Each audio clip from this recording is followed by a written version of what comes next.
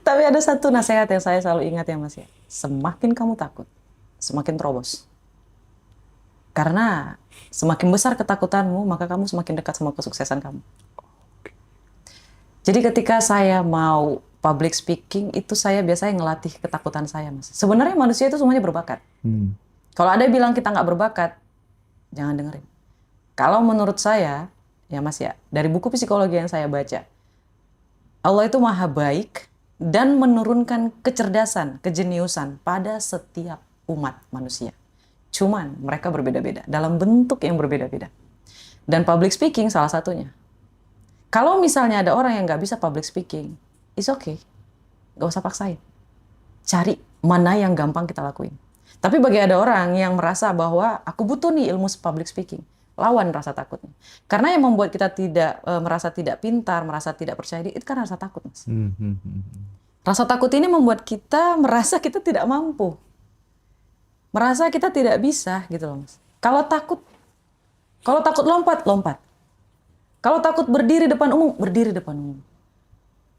Saya ngamen dulu loh Mas kemarin waktu sebelum saya ngadain seminar. Oh iya? Saya ngamen Mas, saya gemeteran. Saya takut ngomong. Akhirnya saya pergi ke mall yang ada banyak pengamen di situ yang nyanyi di depan umum kayak gitu. Saya sampai salaman, Mas, tolongin saya dong. Oh kenapa Mbak? Ini saya bayar, tolong panggil saya untuk nyanyi. Ketika seseorang punya mimpi ya Mas ya, dia ngejar banget ya. Tapi dia lupa bersenang-senang, Mas. Dia lupa sedang harus mengikhlaskan apa yang dia inginkan. Ketika kita mengejar mimpi kita, kita sudah harus ikhlas. Kalau nggak dikasih A, dapatnya A+. Kalau nggak dikasih A+, dapatnya A-. Sedari awal ketika kita mengejar mimpi kita harus sudah ikhlas di bagian itu, Mas. Kita mengejar, tapi kita melepas. Biasanya orang yang kayak gitu akan lebih cepat dapat, Mas. Iya. Daripada orang yang terlalu mengejar, terus dia berekspektasi. Akhirnya dia tidak ikhlas, Mas. Padahal syaratnya itu ada 5. Kalau mau law of attraction. Pertama itu bersyukur, ikhlas, cintai diri sendiri, bahagia, usaha intuisi. Bahagianya mana? Dia terlalu fokus mengejar mimpinya. Sampai dia lupa untuk bahagia. Dia lupa ngelakuin hobi. Dia lupa main-main sama temennya. Dia lupa untuk bersosialisasi. Selalu memilih teman yang memang membawa hal-hal yang positif ke dalam hidup kita. Kayak gitu loh Mas. Jadi semuanya memang teman, tapi yang ini saya jadiin sahabat. Karena sahabat ini mostly bakalan ngabisin waktu sama kita lebih banyak. Temen nongkrong tuh artinya yang harus Hahaha, sefrekuensi, terus kemudian lebih baik, lebih pemikirannya lebih maju, lebih berprestasi, lebih solehah. Gitu kan ibaratnya ya? Betul. Oke. Saya akan mundur perlahan kalau misalnya memang tidak sefrekuensi. Saya tidak akan mau menghabiskan waktu sama orang yang memang tidak ambisinya tidak sama. Mending sedikit, nggak terlalu banyak, tapi berkualitas gitu kan prinsipnya ya. Betul, Mas. Makanya ada kategori kan, ada teman, ada kolega, ada mentor, ada sahabat, ada keluarga. Itu betul, Mas. Ada kotak-kotaknya itu betul. Jadi emosinya terjaga gitu loh, Mas. Oke. Aku jadi tertarik ya soal ini tadi, soal seberapa pengaruh sih mentor, teman curhat, lewat call, saling ber-WA gitu. Dalam kehidupan Kak Roma sampai di titik ini, seorang mentor itu seberapa besar pengaruhnya? Banget, Mas. Jadi siapa mentor kita itu mempengaruhi apa yang kita ucapkan. Mas bisa lihat dari saya, ya, berarti mentor saya itu jauh lebih hebat. Hebat dalam artian sifatnya itu jauh lebih legowo, jauh lebih cerdas. Padahal beliau selalu bilang, saya ini orang yang paling bodoh Roma di sekolah. Tapi saya dengan secara sadar saya paham kekurangan saya. Disitulah kelebihan saya muncul.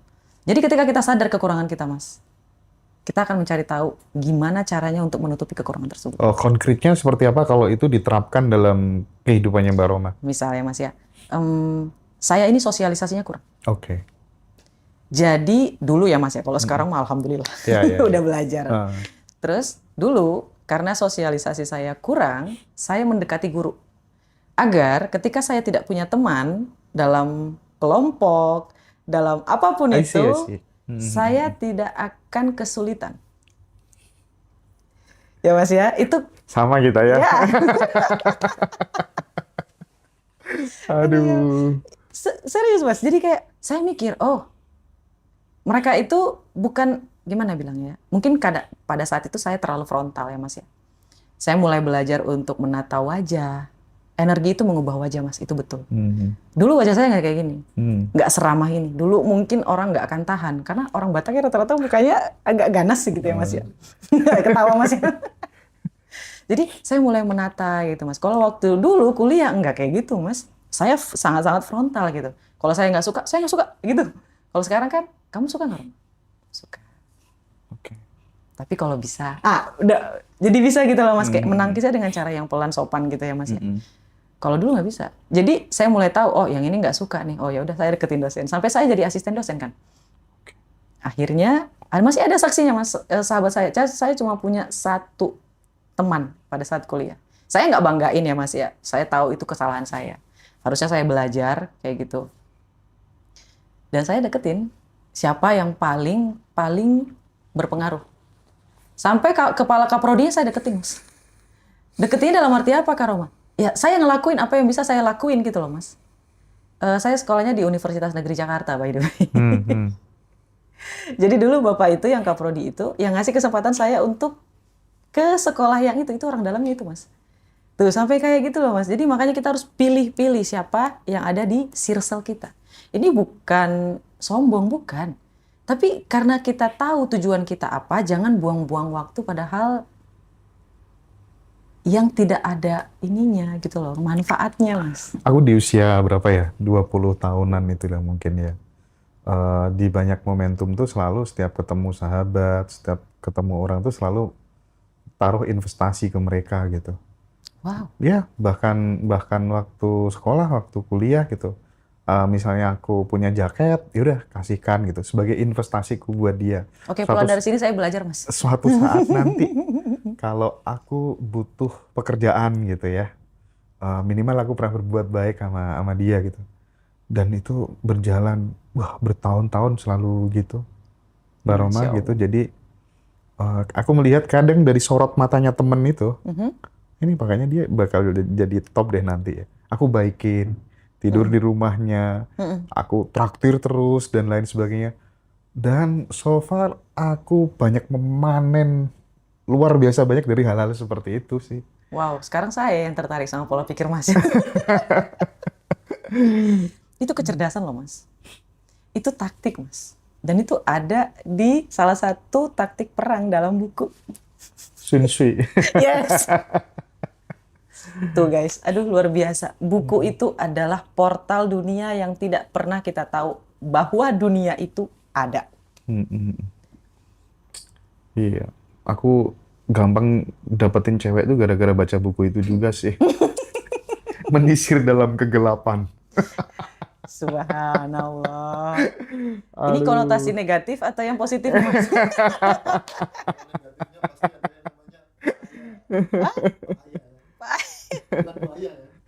Astagfirullahaladzim. Iya. Seru lah ngobrol sama Kak Roma ya. Amin. Oke, tapi aku penasaran nih, karena banyak teman-teman tuh yang termasuk narasumber di Ngaji Roso tuh banyak yang nge-WhatsApp kan. Bagus banget Mas Hendra public speaking-nya gitu. Bisa nggak Kak Roma sedikit ngasih tips supaya kemudian buat teman-teman yang susah public speaking, apa sih hal-hal terkecil yang bisa dilakukan? Khususnya lagi-lagi aku pengen mengencourage teman-teman yang masih muda-muda gitu. Karena aku termasuk orang yang punya keyakinan bahwa ya ketika kamu tuh punya keterampilan menari, biasanya sukses jadi penari. Punya keterampilan bernyanyi, sukses jadi penyanyi gitu. Tapi kalau kamu punya keterampilan dalam berkomunikasi, biasanya jadi apa aja sukses gitu. Nah, mungkin bisa sedikit memberikan tips tentang public speaking, cara komunikasi yang baik, karena itu yang membuat dirimu different gitu. Masya Allah, tabarakallah. Sebenarnya ini aja saya gemeteran Mas. Tapi ada satu nasihat yang saya selalu ingat ya Mas ya. Semakin kamu takut, semakin terobos. Karena semakin besar ketakutanmu, maka kamu semakin dekat sama kesuksesan kamu. Jadi ketika saya mau public speaking itu saya biasanya ngelatih ketakutan saya, Mas. Sebenarnya manusia itu semuanya berbakat. Kalau ada yang bilang kita nggak berbakat, jangan dengerin. Kalau menurut saya, ya Mas ya, dari buku psikologi yang saya baca, Allah itu maha baik dan menurunkan kecerdasan, kejeniusan pada setiap umat manusia. Cuman mereka berbeda-beda, dalam bentuk yang berbeda-beda. Dan public speaking salah satunya. Kalau misalnya ada orang yang nggak bisa public speaking, it's okay. Nggak usah paksain. Cari mana yang gampang kita lakuin. Tapi bagi ada orang yang merasa bahwa aku butuh nih ilmu public speaking, lawan rasa takutnya. Karena yang membuat kita tidak merasa tidak pintar, merasa tidak percaya diri, itu kan rasa takut, Mas. Rasa takut ini membuat kita merasa kita tidak mampu. Merasa kita tidak bisa gitu loh, Mas. Kalau takut lompat, lompat. Kalau takut berdiri depan umum, berdiri depan umum. Saya ngamen dulu loh, Mas, kemarin waktu sebelum saya ngadain seminar. Oh iya? Saya ngamen, Mas, saya gemeteran. Saya takut ngomong. Akhirnya saya pergi ke mall yang ada banyak pengamen di situ yang nyanyi di depan umum kayak gitu. Saya sampai salaman, Mas, tolongin saya dong. Oh, kenapa Mbak? Ini saya bayar, tolong panggil saya untuk nyanyi. Saya nyanyi, Mas. Waktu saya nyanyi pun saya gemeteran. Kayak gitu. Dan kemarin juga waktu seminar, awal jumpa sama mereka semua, saya gemeteran, Mas. Cuma saya mikir, ini rasa takut, bukan saya tidak mampu. Akhirnya saya ajak tepuk tangan, Mas, supaya jantung saya itu tidak bergetar lebih banyak daripada rasa bahagia saya. Saya suruh tepuk tangan kayak gitu. Itu supaya ngajak mereka dan saya itu selaras gitu loh, Mas. Jadi ini buat teman-teman juga lawan aja. Lawan. Prinsipnya adalah jam terbang sih ya. Yes. Bakat itu kan bisa dikalahkan sama kebiasaan yang diulang-ulang terus gitu. Betul, Mas. Tapi bukan tapi sih. Saya setuju sama kata-kata Mas sebenarnya. Kalau dari versi saya itu ada hal yang kita sudah diciptakan untuk itu, Mas. Ibaratnya kalau kita mau melawan arus akan butuh effort yang luar biasa. Tapi kalau kita ngikutin arus, it's easy. Oke. Hidup itu bakalan lebih gampang. Saya sebenarnya nggak suka, Mas, jadi motivator. Oke. Saya sukanya jadi pembisnis. Tapi nanti dulu, jadi saya selami dulu mana yang lebih gampang saya kerjain untuk melakukan hal yang saya sukain. Berbeda. Beda, Mas. Bisa jadi hal yang kamu sukai tidak baik bagimu, dan hal yang tidak kamu sukai baik bagimu. Nah, bagi teman-teman yang masih muda-muda ini, untuk menemukan yang easy di mana, excellent di mana, enjoy di mana, dan earning di mana, itu tuh gimana tipsnya? Sebenarnya menemukan kecerdasan itu sulitnya luar biasa ya, Mas. Karena ada di belakang kepala kita. Yes, kita butuh bantuan orang lain. Kita butuh waktu.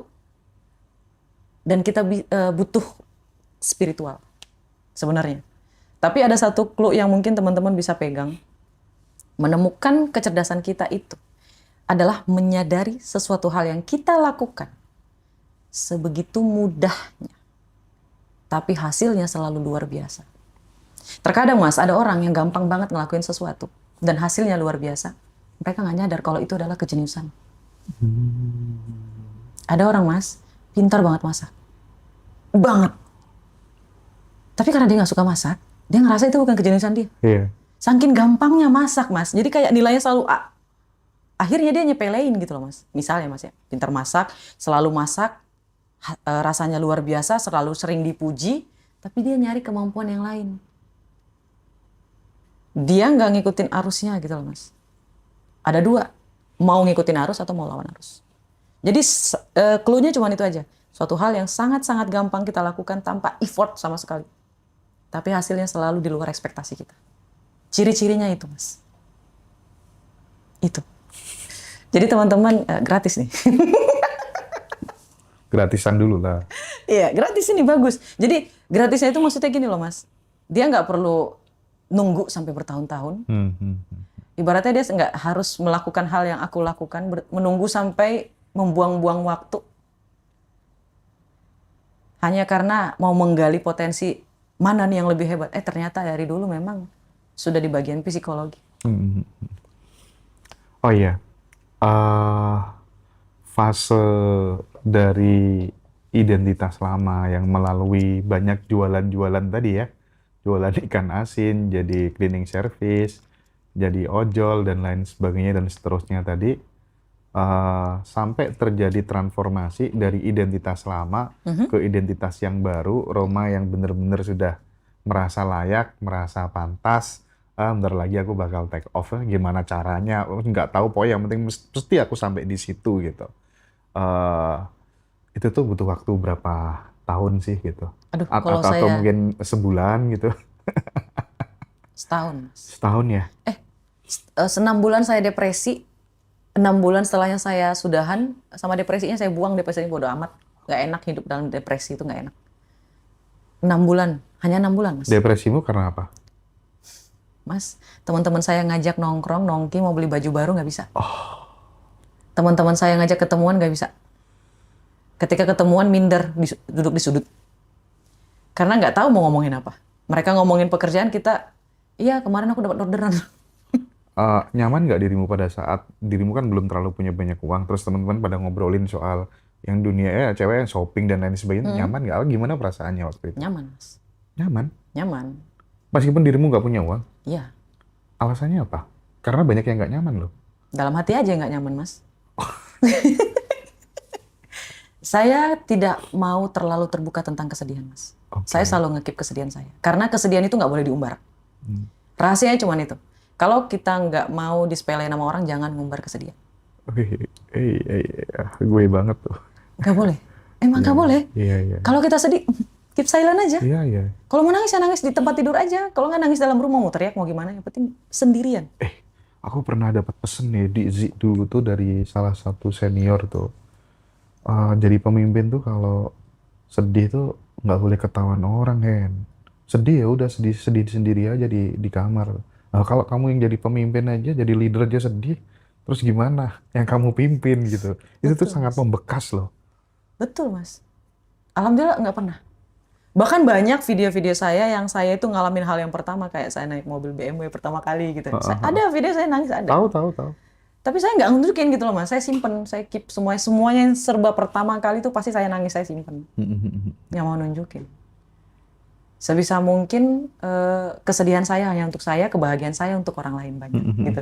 Oh iya, aku ingin kembali ke soal yang 18 juta viewers itu. Oh baik. Coba dong dielaborasi lebih detail gitu, karena aku yakin itu sudah membawa kebermanfaatan yang luar biasa buat kehidupan teman-teman semuanya. Aku pengen per detail di Ngaji Rasul gitu.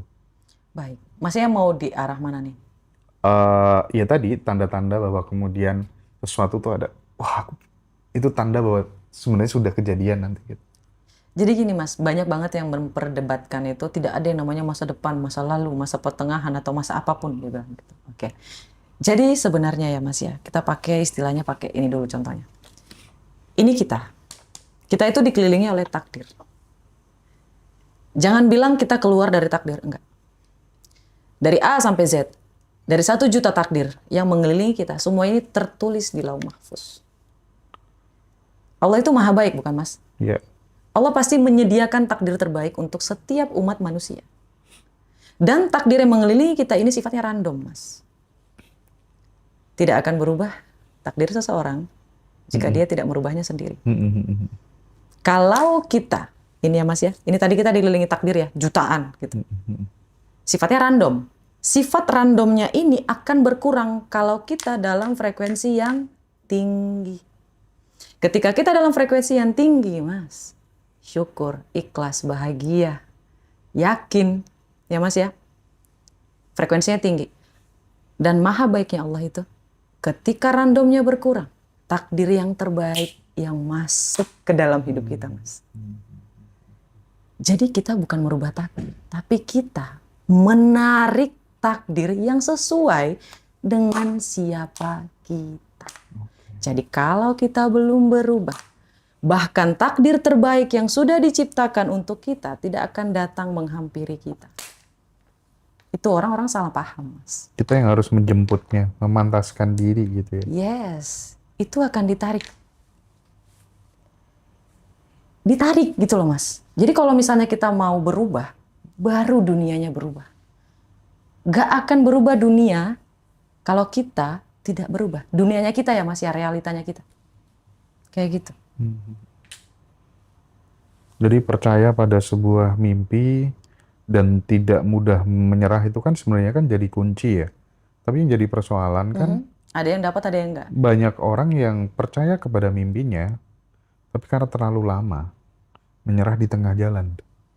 I see. Nah, itu yang nomor 2 ya Mas ya, ini saya jelasin lagi. Yang nomor 2 menyerah di tengah jalan karena terlalu lama. Memangnya kenapa kalau terlalu lama Mas? Saya tanya balik lagi sama orang yang bertanya kayak terlalu lama kak untuk nikmatin aja. Kalau hari ini nggak datang, mungkin esok hari. Ditambah berkali-kali lipat, berkali-kali lipat, berkali-kali lipat. Saya menghabiskan waktu ya Mas ya, misal ya taruh ya Mas ya, dari umur 12 tahun sampai ya begitulah, sampai berbelas-belas tahun misalnya. Dan saya hanya butuh waktu sekitar 4 bulan sampai saya duduk di tempat ini. Terbayar bukan? Jadi ketika kita mengharapkan sesuatu, kita berekspektasi akan sesuatu dan kita memberi timeline kepada Allah yang Maha Besar, emang kita siapa Mas? Itu satu. Yang kedua, ketika kita merasa seperti itu,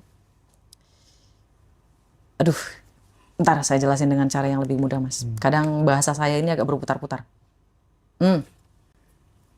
Ketika seseorang punya mimpi ya Mas ya, dia ngejar banget ya. Tapi dia lupa bersenang-senang Mas. Dia lupa sedang harus mengikhlaskan apa yang dia inginkan. Ketika kita mengejar mimpi kita, kita sudah harus ikhlas. Kalau nggak dikasih A, dapatnya A+. Kalau nggak dikasih A+, dapatnya A-. Sedari awal ketika kita mengejar mimpi kita harus sudah ikhlas di bagian itu Mas. Kita mengejar, tapi kita melepas. Biasanya orang yang kayak gitu akan lebih cepat dapat Mas. Iya. Daripada orang yang terlalu mengejar, terus dia berekspektasi. Akhirnya dia tidak ikhlas Mas. Padahal syaratnya itu ada 5. Kalau mau law of attraction. Pertama itu bersyukur, ikhlas, cintai diri sendiri, bahagia, usaha intuisi. Bahagianya mana? Dia terlalu fokus mengejar mimpinya. Sampai dia lupa untuk bahagia. Dia lupa ngelakuin hobi. Dia lupa main-main sama temennya. Dia lupa untuk bersosialisasi. Syukurnya mana? Ikhlasnya mana? Iya, makanya ada ungkapan makan secukupnya, olahraga seperlunya, bahagia sebanyak-banyaknya. Betul. Aku setuju Mas. Semakin kita banyak bahagia, semakin banyak kebahagiaan datang. Keren. Tapi kenapa kok bisa sampai 18 juta viewers itu? Itu akan 19 juta sih Mas. Iya. Analisamu karena apa? Pertama karena memang saya berpikir itu akan sampai 19 bahkan sampai lebih. Karena saya suka angka 19. Oh gitu? Ya, saya lahir di tanggal 19 Januari. Oke. Ada satu Mas yang paling lucu. Ketika kita sudah mencintai diri sendiri ya Mas ya. Kita menyukai segala sesuatu dalam diri kita. Mulai dari tanggal lahir. Tanggal lahir? Nama. Apalagi Dulu namanya? kamu nggak suka sama namamu ya? Oke. Tanggal lahir aku juga ini nggak suka. menarik, perlu di breakdown nanti ya. Yes. Termasuk garis tangan ya kakak ya? Yes. saya juga jadi mulai suka sama nama saya. Jadi lebih suka sama tanggal lahir saya. Jadi sekarang tuh kayak kemarin saya ngadain ini Mas seminar. Itu saya buat berdekatan sama tanggal lahir saya. Agar itu menjadi hadiah untuk di tanggal lahir saya. Oke. Terus setelah itu saya jadi lebih suka memakai satu warna.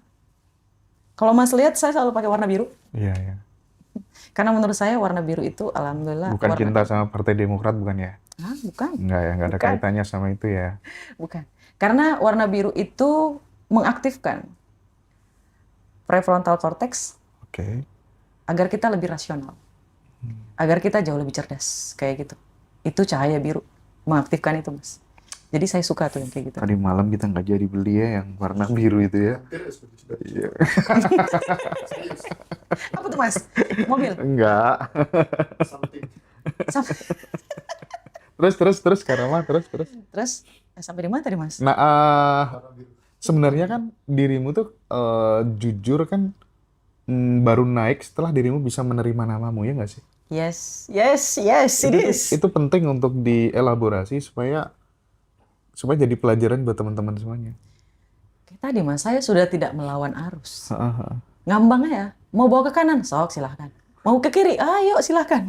Jadi ikut aja. Allah itu perencana yang terbaik. Jadi buat apa dilawan? Ikutin Oke, aja. oke. Wah, namamu Roma. Oke. Tanggalnya sekian lahirnya. Oke. Roma ke kanan. Oke. Ke kiri. Oke. Ikutin aja mas. Capek ngelawannya mas, buat apa? Ya Allah pengen 1 miliar. Nggak mau, 10 miliar aja. Oke. Itu loh mas. Jadi kadang manusia tuh kebanyakan ya mas ya. Ada dua, melawan arus atau ikut arus. Kalau yang ikut arus, hidupnya ya lebih gampang aja gitu. Lebih, Ya, nggak ngelawan semesta ya intinya ya. Nggak melawan arus ya. Tapi memang gimana pun juga buku sangat berpengaruh sih terhadap posisi dan level Karoma saat ini gitu. Bahkan aku baru pertama kali kenal, wih, Masya Allah, tabarakallah. keren. Bahkan aku bilang langsung loh, Karoma, ini kayaknya bakal banyak deh yang minta kelas. Dan itu, sorry ya, nggak munafik ya. Akhir-akhir ini tuh banyak banget orang tuh nawarin kelas di Ngaji Roso dan aku picky banget gitu. Sorry tuh sih, aku bener-bener picky. Wow, suatu kehormatan mas. Pilih-pilih banget gitu ya.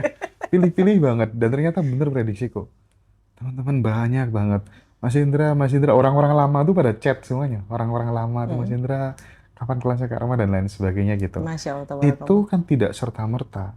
Itu kan karena ada kebiasaan-kebiasaan mungkin kecil yang dilakukan Mbak Roma dari dulu gitu ya. Yang kemudian sekarang tinggal memanennya gitu. Tapi aku pengen tahu lebih dalam deh, selain buku, selain baca buku, apalagi kebiasaan-kebiasaan kecil tuh? Saya selalu bahagia mas. Selalu bahagia. Saya selalu berusaha untuk bahagia. Apa yang trigger apa yang dibutuhkan Roma untuk selalu bahagia? Jadi gini loh mas, makanan di rumah seadanya, Oke. jajan seadanya, Mm-mm. segala sesuatunya seadanya. Di mana lagi saya bisa untuk bahagia selain di kepala saya. Oke. Dan ini saya selalu lakukan. Apapun saya lakukan hanya untuk bersenang-senang. Caranya Yang gimana? halal tapi ya. Dari kecil saya suka mancing. Oke. Cewek suka Saya suka mancing ya? ya. Dirimu agak tomboy dong berarti dulu. Wah, tomboy banget mas. Iya, kelihatan. Itu lawan arus loh. Tapi hanya ikan-ikan besar yang berani ngelawan arus, Bang. Awalnya ya mas ya. Kalau sekarang saya ngikut arus menuju ya kan nggak boleh dikasih tahu. Hidup dalam sunyi dulu. Ada kok nanti kalanya mas. Ketika udah naik kapal feri bisa kok. Lawan arus bisa. Tapi kalau lagi naik sekoci, jangan lawan arus dulu. Ikutin dulu. Ikutin. Sampai di mana tadi mas? Main ke ladang. Semuanya. Jadi memang dari dulu tuh memang suka banget yang survival kayak gitu mas. Saya selalu lakuin itu. Apapun yang bikin saya bahagia. Ngeband misalnya. Orang-orang zaman sekarang mungkin di tahun sekarang ya mas ya. Kalau tahun 2000-an kan beda ya. Zaman sekarang tuh mungkin karena kebanyakan gadget kali ya. Ya mas ya. Jadi mereka bermainnya cuma di game. Tapi itu nggak masalah juga sih. Lakukan apapun agar kita punya output negatif. Output negatif? Iya. Jadi ada jalan untuk mengeluarkan energi negatif itu. Tapi kan itu dilakukan Karoma pada waktu masih Kecil. muda, kecil kan. Iya. Yang jadi persoalan adalah bagaimana seseorang yang sudah berkeluarga, berumah tangga, terus dikejar-kejar hutang, tapi dia tetap bisa mengeluarkan vibrasi dan energi yang positif gitu ya, menemukan kebahagiaan tanpa syarat dari dalam dirinya sendiri kan itu. Mas, pertanyaan Mas baru aja saya jawab kemarin sama klien saya. Baru ada kemarin Mas, one to one nanyain kayak gitu. Jadi saran yang saya kasih adalah pertama saya nanyain dulu apa yang Mas lakukan untuk bahagia. Nggak ada. Saya langsung tutup mata. Oh my God. Sumber masalahnya adalah di situ. Masalah itu pasti akan datang Mas. Hutang itu bukan momok. Kalau dia baca buku bisnis, hutang itu adalah pembantu kita. kalau dia baca buku bisnis. Terus saya bilang kayak gini, Bapak ingin jadi siapa?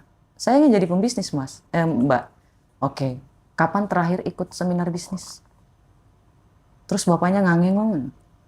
Bapaknya bingung gitu. Oh, terakhir beberapa, kayaknya ada sekitar hampir 10 tahun yang lalu deh, Mbak. Oke.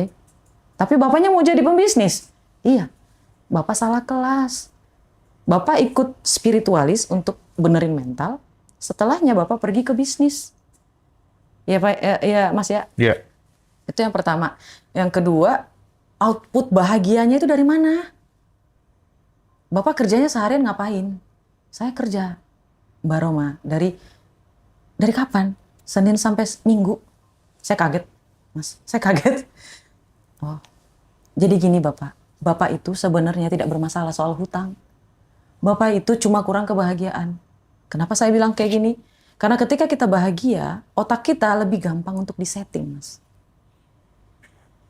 Jadi yang negatif ini tidak akan mempengaruhi perasaan kita. Jadi kita sudah punya benteng yang luar biasa kayak gitu loh, Mas. Tapi masalahnya kebanyakan laki-laki di luaran sana, mereka itu kebanyakan bekerja. Happy-happynya hampir zero. Dan makanya saya selalu tekanin untuk para istri ya Mas ya. Tolong kasih waktu untuk mereka bermain. Dan para suami kasih waktu untuk istrimu bermain juga. Jaga anaknya. Ganti-gantian gitu loh. Gitu loh Mas. Ya kalau misalnya suaminya lagi me time. Tadi saya udah bilang Mas yang Napoleon Hill. Waktu yang sunyi. Setiap individual itu harus punya waktu yang sunyi. Oke.